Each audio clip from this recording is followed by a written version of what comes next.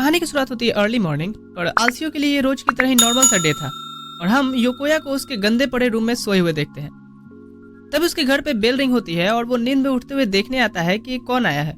सुबह सुबह वो देखता है बाहर एक लड़की मेड की ड्रेस में खड़ी है जो उससे काम मांगने आई है। योकोया उसे अंदर लाता है और अपने साथ उसे भी एक कोल्ड ड्रिंक देते हुए कहता है, मेरे मॉम डैड घर पे नहीं है इसलिए मेरा घर गंदा दिख रहा होगा। फिर वो सोचता है कि कहीं वो उसे अंदर लाकर गलती तो नहीं कर रहा। खैर मैं इसे कुछ सवाल पूछ के वापस भेज दूंगा। वो पूछता है, तो तुम अपने पहले किए कामों के बारे में बताओ। वो मेड कहती है कि मैं पहले बिना फ्लाइट के ऊपर का टिकट काटने का काम करती थी अपने मास्टर के लिए, वही मास्टर जिन्होंने मुझे यहाँ रेफर किया है। योकोया कहता है, तुम मजाक कर रही हो ना? पर वो घबरा जाता है ये जान करके कि ये सही में पहले असैसिनेशन का काम करती थी। फिर वो उससे पूछता है कि तुम्हारे जो मास्टर थे इसके पहले उनका मेरे साथ क्या रिलेशन है जो उन्होंने तुम्हें मेरे पास भेजा है। वो मेड योकोया को रिश्ता जुड़ाने लगती है जो सुनकर के रिश्तों में कितनी गहराई हो सकती है ये योकोया को एहसास हो जाता है और वो उसे बीच में ही रोकते हुए कहता है, ठीक है मैं समझ गया, मैं एक स्ट्रेंजर ही कहलाऊंगा। तभी वो घबरा जाता है कि इसे बीच में रोकने पे ये गुस्सा ना हो जाए। फिर वो टॉपिक चेंज करता है ये पूछते हुए कि तुम्हारी स्पेशलिटी क्या है असैसिनेशन में। वो मेड उसकी मंजूरी से उसके बैकयार्ड में आती है और चाकू निकाल एक बैक फ्लिप मारते हुए सामने के पेड़ पे फेंकती है जो जाके एक सीधे लाइन में धंस जाते हैं। फिर वो बताती है कि अक्सर मैं ऐसे नहीं थ्रो करती अपने टारगेट पे, सिर्फ ये दिखाने के लिए था। योकोया का तो यहाँ भौचक्का निकल गया था। वो सोचता है कि मैं ऐसे चलते फिरते थ्रोइंग मशीन को काम पे तो नहीं रख सकता। वो कहता है कि मुझे माफ करना पर मुझे किसी तरह की असैसिनेशन सर्विस नहीं चाहिए और न ही मैं उन्हें जानता हूँ जिसने तुम्हें यहाँ भेजा है। वो मेड कहती है कि ठीक है मैं समझ गई और योकोया के घर से जाने लगती है। इधर योकोया राहत की सांस लेता है कि अच्छा हुआ कि वो कुछ काट के नहीं ले गई। तभी उसका ध्यान नीचे गिरे किसी चीज पे जाता है और इधर हम दूसरी तरफ वो मेड को देखते हैं जो सोचते हुए जा रही होती है कि अब वो क्या करे। वो मुड़कर देखती है कि शायद योकोया उसके पीछे आ रहा है पर वो उसका भ्रम था। वो रेलवे लाइन क्रॉस करती है तभी पीछे से योकोया उसे मिस सर्वेंट कह के आवाज दे रहा था कि तुम्हारी ये चीज छूट गई है। वो मेड मुड़ती है देखने तो योकोया की तरफ तेजी से एक ट्रक बढ़ रही थी जिससे उसका अभी रीइंकार्नेशन हो जाता, पर राइटर ऐसे नहीं चाहता था और वो लड़की उसे जंप करके बचा लेती है। वो उसे पूछती है कि तुम ठीक तो हो ना? योकोया हाँ करता है और थैंक्स भी कहता है। यहाँ वो लड़की कहती है कि मैंने पहली बार किसी की जान लेने की जगह बचाई है और वो सोचती है कि मेरा दिल इतना तेजी से धड़कता हुआ क्यों महसूस हो रहा है। योकोया यहाँ से उसका बेल वापस करता है जिसे लेकर के वो थैंक्स कह के फिर जाने लगती है। यहाँ योकोया फिर अपना माइंड चेंज करता है और उसे साफ सफाई के काम पे रखने का डिसाइड करता है। घर आके मेड अपने तहखाने से सारे औजार निकाल के कहती है, तो बताओ किसे साफ करना है? योकोया कहता है, अरे रुको, साफ करने से मेरा मतलब किसी को असैसिनेट करने का नहीं है। वो बताता है कि तुम्हें इन सभी पड़े गार्बेजेस को साफ करना है। वो मेड कहती है, ओह तो इनमें जरूर डेड बॉडीज होंगी। योकोया कहता है कि तुम एक सेकंड के लिए मार काट वाले थॉट से बाहर निकलोगी। वो मेड कहती है, ठीक है तो तुम्हारी बताई अगर काम को मैं करूंगी तो तुम मुझे जॉब पे रखोगे।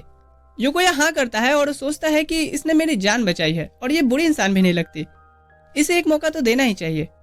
सीन शिफ्ट होता है जहाँ योकोया आकर देखता है कि इसे घर का काम करने तो बिल्कुल नहीं आता, हाथ में टूटी हुई झाड़ू और सर पे उल्टी बाल्टी। वो लड़की योकोया को देख कहती है कि माफ करना मैं ये अभी साफ करती हूँ, पर वो फिसल के गिरने वाली होती है पर बैक फ्लिप मार के बच जाती है। पर बाल्टी उसकी शोभा बढ़ाने पे तुला हुआ था। वो फिर से इस शर्मिंदगी के लिए माफी मांगती है और कहती है कि मुझे नहीं लगता कि मैं ये सभी चीजें कर पाऊंगी। योकोया उसके सर से बाल्टी हटाते हुए कहता है कि दरअसल मैं ही तुम्हें वो काम दे रहा था जो तुम्हें नहीं आता। कोई बात नहीं, हम साथ में साफ करते हैं, तुम मेरी मदद करना जिससे तुम सीख जाओगी। 1 घंटे बाद लिविंग रूम चमकने लगा था और योकोया उसका थैंक्स करता है उसकी हेल्प करने के लिए। इसके बाद वो टाइम देखता है तो अभी खाना भी बनाना था। वो मेड से पूछता है कि क्या तुम्हें खाना बनाना आता है? पर वो मेड कहती है कि नहीं। योकोया कहता है, कोई बात नहीं, मैं क्या बनाना है ये सोच लिया है, तुम जाके तब तक फ्रेश हो लो। इधर नहाते हुए मेड सोच रही होती है योकोया के बारे में कि ये सभी मास्टरों में से अलग है। इधर योकोया बैठे हुए कहता है कि मैं एक second year high school student हूँ जो अपने मॉम डैड से अलग रहता है, जिसके घर पे एक मेड आई हुई है जो एक असैसिन है। पर मैं अभी इस बात से घबरा रहा हूँ कि अगर वो नहा के टॉवल में ही बाहर आ जाए तो मैं क्या करूंगा। तभी वो मेड फुल ड्रेस में बाहर आकर उसे थैंक्स कहती है पहले नहाने देने के लिए और योकोया का किस्मत में निकलता है बेटर लक नेक्स्ट टाइम। इसके बाद वो डिनर रेडी कर रहे थे और योकोया कहता है कि अपने आप को फोर्स मत करना गोभी काटने में। वो मेड गोभी उठाती है और उसे छोटे छोटे पीसेस में काट देती है। योकोया अपने बनाई हुई डिश के बारे में बताता है कि इसे टोनकात्सु कहते हैं, तुमने खाया है क्या पहले?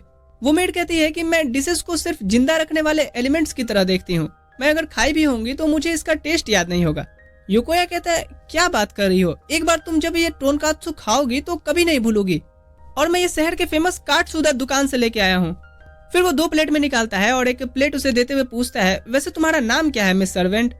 वो मेड कहती है कि मेरा कोई नाम नहीं है, मेरे हर मास्टर मुझे अलग अलग नाम से बुलाते थे, आप भी मुझे कोई अपना नाम दे सकते हैं मास्टर योकोया।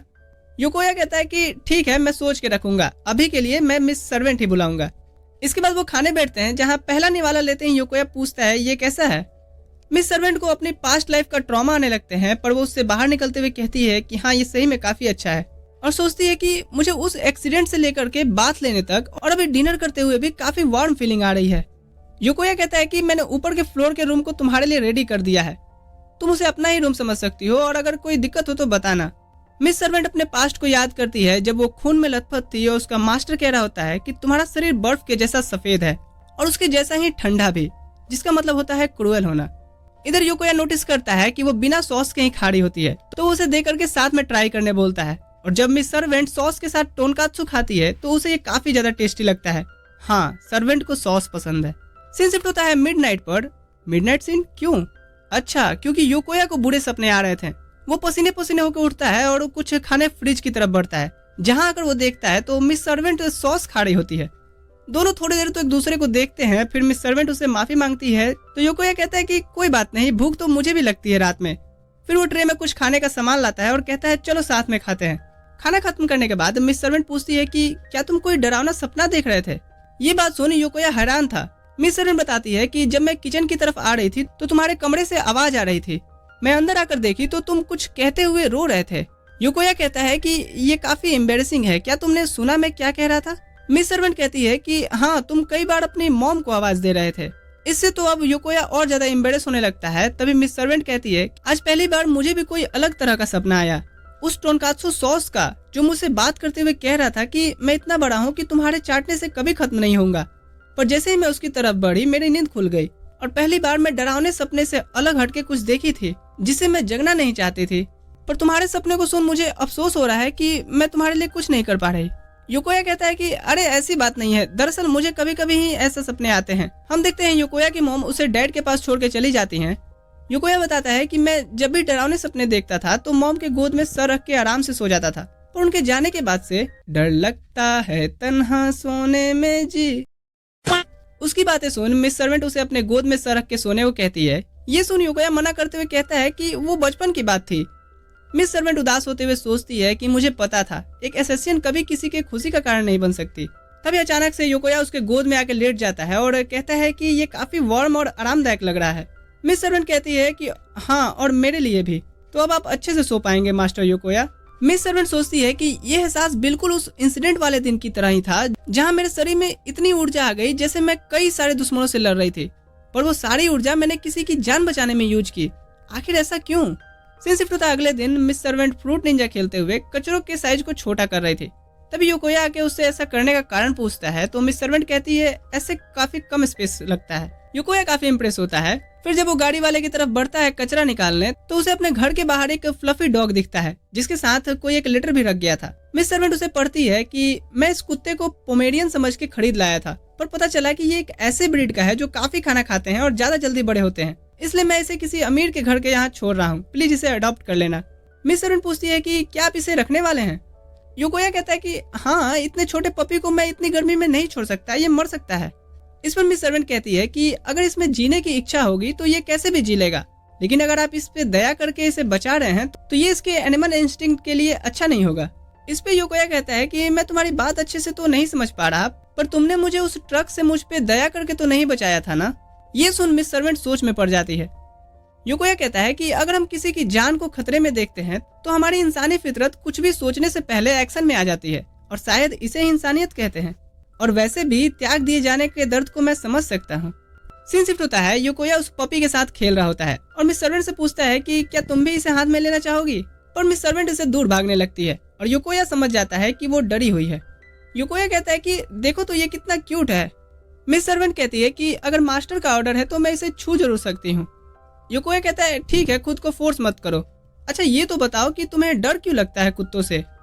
मिस सर्वेंट बताती है कि कैसे उसे एसएसएन की ट्रेनिंग के लिए जंगली कुत्तों के बीच पहाड़ियों पे छोड़ दिया जाता था।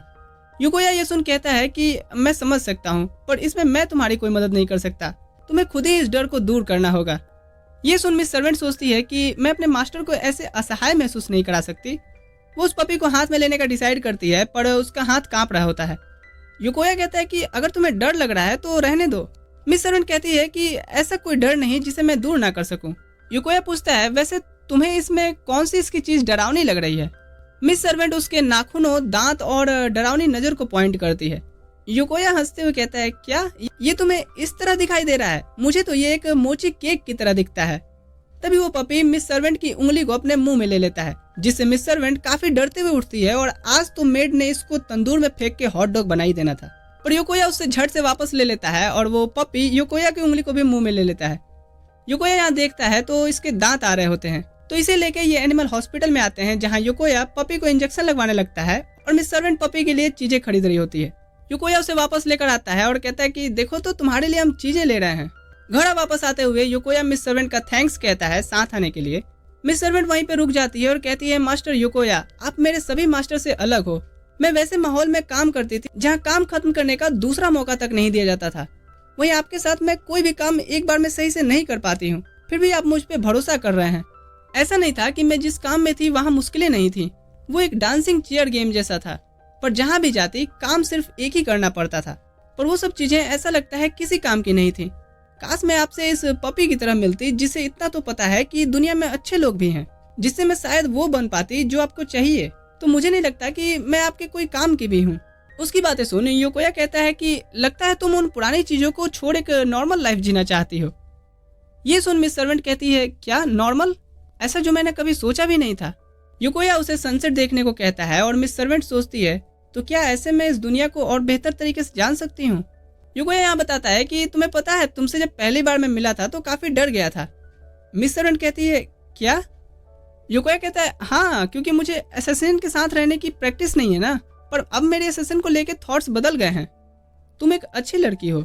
ये बात सुन उसे उसका पास्ट याद आने लगता है, जहाँ कोई उसे गुड गर्ल कह रहा होता है। इसके बाद मिस सर्वेंट पूछती है, तो मुझे एक नॉर्मल गर्ल बनने के लिए क्या करना होगा? युकोया कहता है कि वैसे इसका जवाब देना तो थोड़ा मुश्किल है, पर ऐसा लगता है तुम अपनी गलतियों को लेकर चिंता में हो और तुमने यहाँ आकर जो भी काम किए वो तुम्हारे लिए नए थे, जो तुमसे पहली बार में नहीं हुए। तो ये सभी चीजें एक नॉर्मल इंसान ही तो करता है। शिफ्ट होता है अगले दिन, जहाँ युकोया का पपी मिस सर्वेंट के ठप ठप करके काटे जा रहे गोभी की आवाज से उठ के उसके पास आ जाता है।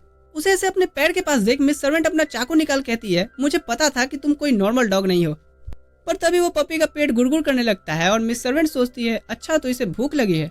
वो डॉग फूड में से उसे कुछ खाने को देती है और जब वो पपी बिजी था, मिस सर्वेंट ये सोचते हुए सहलाने जाती है कि शायद अब मैं नॉर्मल हो रही हूँ। तभी यहाँ युकोया आता है और ये देख कहता है कि मुझे काफी अच्छा लग रहा है कि तुम इसे खाना खिला रही हो। वो पपी को सहलाने लगता है और कहता है कि तुम तो सही में काफी हद तक मोची केक जैसे हो, इसलिए तुम्हारा नाम आज से आगे मोचिटारो है। फिर वो मिस सर्वेंट को गोभी काटने और आगे मोचिटारो को खाना खिलाने के लिए थैंक्स करता है और एक मूव करते हुए कहता है कि तुम एक अच्छी मेड बनने के रास्ते पे हो, जिसे मिस सर्वेंट को काफी अच्छा लगता है। इधर वो पपी भी उसके साथ खेलना चाहता था, पर युकोया उसे कहता है कि बाद में, अभी मुझे डिनर बनाने जाना है। मिस सर्वेंट कहती है कि मैं इसका तब तक ख्याल रखती हूँ, क्योंकि मुझे नॉर्मल बनना है, आपके कहे अनुसार चल के। युकोया कहता है, ठीक है, फिर मुझे भी तुम पे विश्वास है। फिर मिस सर्वेंट उस पपी को सहलाने लगती है और फिर गोद में ले लेती है। वो उसके साथ खेलते हुए सोचती है युकोया की कई बातों का, कि मैं पहले तुमसे डर गया था, पर तुम्हारे साथ रह के मुझे पता चला कि मेरी सोच गलत थी। प्रेजेंट में मिस सर्वेंट कहती है कि अब मुझे पता चला कि ये कितना एम्बेरसिंग बात है कि मैं पहले से डरती थी। सीन शिफ्ट होता है जहाँ डिनर मिस सर्वेंट को काफी पसंद आती है, पर जब युकोया उसके लिए और बनाने को पूछता है तो वो मना कर देती है। युकोया कहता है कि अगर तुम्हें कोई चीज पसंद आए तो उसके लिए रिक्वेस्ट करना भी एक नॉर्मल थिंग्स है। ये सुन मिस सर्वेंट कहती है, ठीक है, फिर तो मैं इसके साथ साथ खुद के लिए एक नाम भी रिक्वेस्ट करती हूँ। युकोया पूछता है, तो तुम्हारा बर्थडे कब आता है? मिस सर्वेंट कहती है कि डेट तो याद नहीं, पर विंटर के टाइम पे। युकोया उसका नाम यूकी रखता है, जिसका मतलब होता है स्नो। ये सुन मिस सर्वेंट को अपने पुराने मास्टर की बात याद आती है कि तुम एक कोल्ड ब्लडेड किलर हो, इसलिए तुम्हारा नाम होगा ज्यू, जिसका मतलब स्नो होता है। इधर युकोया कह रहा होता है कि स्नो मुझे काफी पसंद है, क्योंकि वो काफी खूबसूरत दिखती हैं और स्नोफॉल भी। ये सुन मिस सर्वेंट को भी अपनी पास्ट मेमोरी ट्रिगर करने लगती है।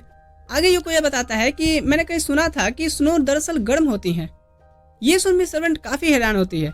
युकोया कहता है, हाँ, क्योंकि जब ग्राउंड पे स्नो बीत जाती है तो वो अंदर की सतह को गर्म रखती है, जिससे उसके नीचे के जीव और पौधे प्रोटेक्ट भी रहते हैं। ये सुन मिस सर्वेंट के दिमाग में चल रहे अब तक के सारे सवाल सामने आ जाते हैं कि एक कोल्ड ब्लडेड किलर होने के बाद भी उस दिन मेरी बॉडी पूरी एनर्जी के साथ किसी की लाइफ क्यों बचाई, क्यों ये जिंदगी मुझे ज्यादा वार्म फीलिंग कराती है और क्यों ये पर्सन की बातें मेरे दिल को छू रही हैं। अगर मैं इसके साथ और रहूं तो शायद मुझे इन सब के जवाब मिल जाएंगे। फिर वो योकोया को थैंक्स कहती है उसे नाम देने के लिए और योकोया उसकी स्माइल देख सोचता है कि हाँ अब ये नॉर्मल लड़कियों जैसे स्माइल कर रही है। सीन शिफ्ट होता है कुछ दिनों बाद। यूकी मोची के साथ खेल रही होती है, तभी योकोया उसे आवाज देके एक रिक्वेस्ट करता है कि क्या तुम मेरे कान छेद दोगी। यूकी हाँ करती है, पर जैसे ही वो उसके कान के पास जाती है वो अपने हाथ पीछे हटाते हुए कहती है कि मैं ऐसा नहीं कर सकती। योकोया कहता है क्या, पर क्यों, लोगों को छेदना तो तुम्हारा काम था ना, और यहाँ पर तो सिर्फ एक कान की बात है। तभी बेल रिंग होती है। यूकी डोर ओपन करती है तो एक लड़की कह रही होती है, बड़े भाई अपने डॉगी को दिखाओ मुझे जल्दी। यूकी पूछती है कि क्या तुम मास्टर योकोया की छोटी बहन हो। वो लड़की रीको कहती है कि हाँ, पर तुम कौन हो। रीको अंदर आकर देखती है तो घर पूरा चमक रहा था। वो आके योकोया के गाल खींचने लगती है कि तुमने मुझे बताया क्यों नहीं इस बारे में कि तुमने एक खूबसूरत मेड रखा है। योकोया कहता है कि इससे मॉम परेशान हो जाती। रीको पूछती है और डैड। योकोया कहता है उन्होंने मंजूरी दे दी है। रीको को फिर से पागलपन का दौरा पड़ता है कि पर तुमने मुझे ये क्यों नहीं बताया। यहाँ यूकी पूछती है पर तुम दोनों अलग क्यों रहते हो। आंसर देने के बजाय रीको मुंह छुपाते हुए कहती है कि ये कितनी खूबसूरत और क्यूट है। योकोया यूकी को बताता है कि इसे खूबसूरत लोग बहुत पसंद हैं। तो अब समझी मैं तुम्हें क्यों नहीं बताया। रीको कहती है ये कोई बहाना नहीं हुआ। फिर वो यूकी से खुद को इंट्रोड्यूस करती है और यूकी भी अपने आप को। यहाँ फिर वो बताती है कि ये नाम मुझे योकोया मास्टर ने दिया है। ये सुन रीको थोड़ी हैरान होती है। यूकी आगे बताती है कि मैं पहले एक असैसिनेशन का जॉब करती थी। रीको घबरा के पूछती है क्या ये सच कह रही है। योकोया कहता है हाँ, अब भी तुम्हें इससे परिचय करना है। पर रीको तो और ज्यादा एक्साइटेड हो जाती है और उसका ऑटोग्राफ मांगने लगती है। यूकी उसे साइन करके देती है जो उतनी सही से नहीं थी। यूकी बताती है कि उसने असैसिनेशन के जॉब में 12 इंटरनेशनल लैंग्वेजेस सीखे हैं और उसे कभी कैलीग्राफी की जरूरत नहीं पड़ी, जिसका मतलब होता है अच्छा हैंड राइटिंग। रीको यूकी से पूछती है कि क्या तुम मेरे एक स्कूल प्रोजेक्ट में हेल्प करोगी। योकोया हैरान होकर पूछता है कि क्या सही में। यूकी कहती है क्यों, तुम्हें कोई प्रॉब्लम है। योकोया कहता है अगर यूकी को कोई प्रॉब्लम नहीं है तो मुझे भी कोई प्रॉब्लम नहीं होगी, पर तुम ऐसी स्टोरी को अपने प्रोजेक्ट के लिए नहीं लिख सकती। रीको कहती है हाँ, मैं स्टोरी को अपोजिट कर दूंगी। एक खूबसूरत मेड जो एसेसिन के जैसे दिखती है। वो उसे बैकयार्ड में लाती है उसकी एसेसिन स्किल देखने, जहाँ वो अपने सर पे एप्पल रखी थी, और यूकी एक फ्लिप मारते हुए उसे अपने नाइफ से टारगेट करती है। रीको तो काफी एक्साइटेड होती है, पर योकोया घबराए हुए था कि अगले साल मुझे राखी कौन बांधता। इधर रीको पूछती है कि तुम्हारे पास कितने नाइफ्स हैं और तुम इन्हें कहाँ रखती हो। यूकी कहती है कि उसके पास 5 और हैं और वो अपने हथियारों का तहखाना दिखाने लगती है। योकोया कहता है फौरन ढको इसे, नहीं तो वीडियो मोनेटाइज नहीं होगी। ये मैं कह रहा हूँ। सीन शिफ्ट होता है जहाँ रीको पूरा पापड़ाजी की तरह उससे सवाल कर रही होती है। तभी यूकी का पेट गुड़गुड़ करता है तो वो इस पे भी सवाल बना देती है कि तुम्हारा फेवरेट डिश क्या है। यूकी कहती है मेरा जो फेवरेट है वो कोई डिश नहीं है, हाँ सर्वेंट को सॉस पसंद है। फिर यूकी रीको को अपने गोभी काटने के तरीके को दिखा रही होती है और फिर सीन शिफ्ट होता है यहाँ से रेस्टोरेंट में, क्योंकि घर में खाने के लिए सिर्फ गोभी ही था। यहाँ पे रीको की नजर समर फेस्टिवल के लगे पोस्टर पे जाती है तो वो वहाँ चलने की जिद करने लगती है। योकोया यूकी से कहता है कि वहाँ हम तुम्हारी फेवरेट टोनकात्सु सॉस भी ले लेंगे, जिसका नाम सुनते ही यूकी के मुंह में पानी आने लगता है। सीन शिफ्ट होता है फेस्टिवल में जहाँ रीको यूकी को खींच एक शूटिंग गेम में लेके आती है, ये सोच करके कि एसेसियन का कहीं तो फायदा उठाया जाए। पर यूकी निशाना लगाती है और वो मिस हो जाता है। क्या गुंडी बनेगी रे। यूकी बताती है कि उसने गन्स की ट्रेनिंग नहीं की, पर फिश कैचिंग में वो दुकानदार को दिखा देती है कि बॉस कौन है। रीको उससे भी सिखाने को कहती है और यूकी उसे सिखा रही होती है, जो देखकर दुकानदार कह रहा होता है कि हाँ अगला मेला लगने तक सीख ही जाओगी। इसके बाद वो सभी यूकी के लिए टोनकात्सु सॉस लेने आते हैं, जिसको टेस्ट करते ही यूकी खो ही जाती है। वो एक एक करके सारे खरीदे हुए कुकीज वहीं गिलहरियों जैसे खाते हुए खत्म कर देती है। दुकानदार उसे इतना पैसिनेट देख बाय 1 गेट 1 दे देता है। इसके बाद रीको यहाँ से कुछ ड्रिंक्स लेके आने का सोचती है, पर योकोया उसे मना करता है। रीको कहती है मैं तुरंत आई, बस यहीं रहना तुम लोग। साइड में बैठे हुए योकोया यूकी से उससे पहले किसी मेले में एक्सपीरियंस के बारे में पूछता है। यूकी याद करती है कि वो लास्ट टाइम मेला में किसका खेला खत्म करने आई थी। जब वो ये बात योकोया को बताती है तो वो उसे कुछ पूछना चाहता था, पर तभी फायरवर्क्स शुरू हो जाते हैं और यूकी और योकोया के साथ साथ रीको भी ड्रिंक्स लेके आ गई थी।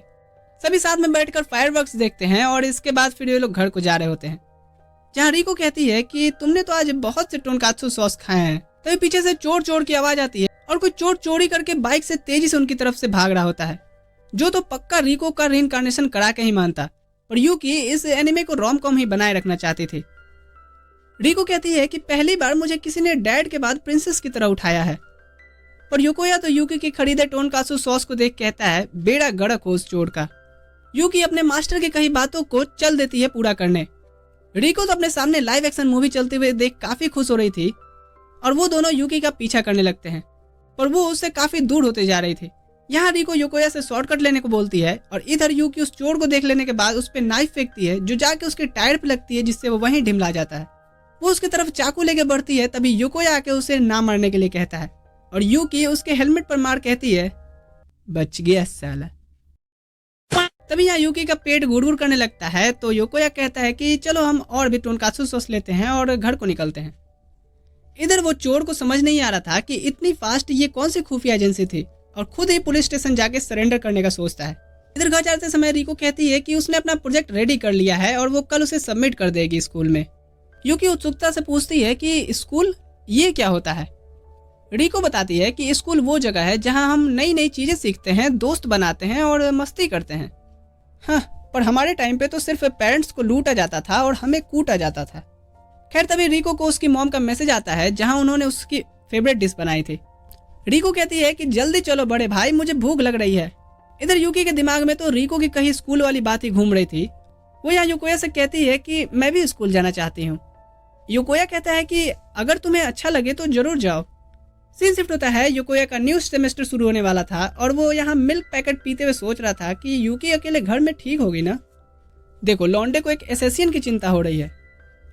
तभी यहाँ उसका क्लासमेट आके कहता है कि तुमने ये रूमर्स सुना क्या, हमारे शहर में एक ब्यूटीफुल मेड दिखी है जो काफी कमाल के स्किल्स रखती है। ये सुन युकोया का दूध फट जाता है, मतलब पैकेट फट जाता है।